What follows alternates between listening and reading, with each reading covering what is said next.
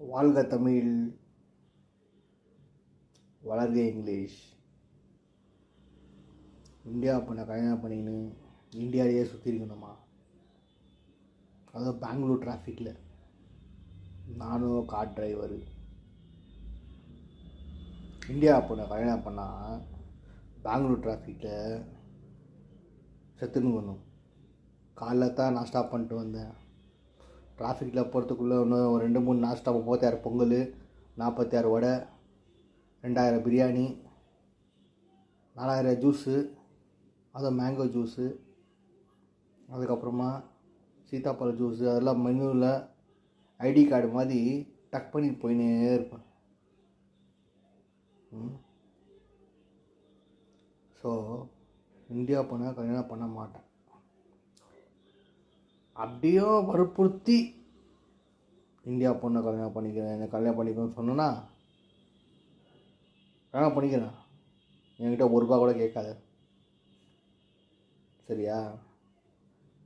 அவ்வளோ இஷ்டம். நான் என்னை கல்யாணம் பண்ணேன்னா ஒரு 4000 ஃபெராரி வேறு வேறு வெரைட்டியில், ஒரு 36,000 லாம்போகினி வேறு வேறு கலரில், ஒரு 46,000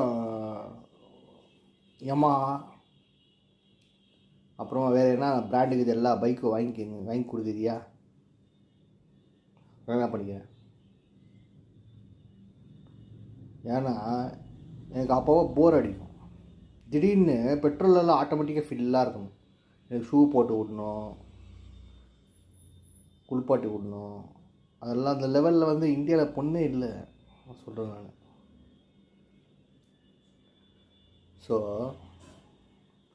எனக்கு ட்ரை பண்ணுறது ரொம்ப கஷ்டம். மை டியர் பேபிஸ், எனக்கு ட்ரை பண்ணாதீங்க.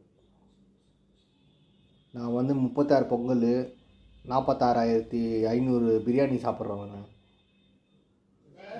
4,500 பைக்குங்க ஓட்டி போராச்சு 3,665 காருங்க ஓட்டுறவன். நான் பல ஆயிரம் மலைகளை பார்க்குற காடுங்களை சுற்றுறவன். நான் பல ஆயிரம் துணிகளை போட்டுன்னு பிட்டிங் பண்ணி நீ நடுவில் ரோட்டில், ஹைவே ரோட்டில் நடுவில் போகிறவன் நான்.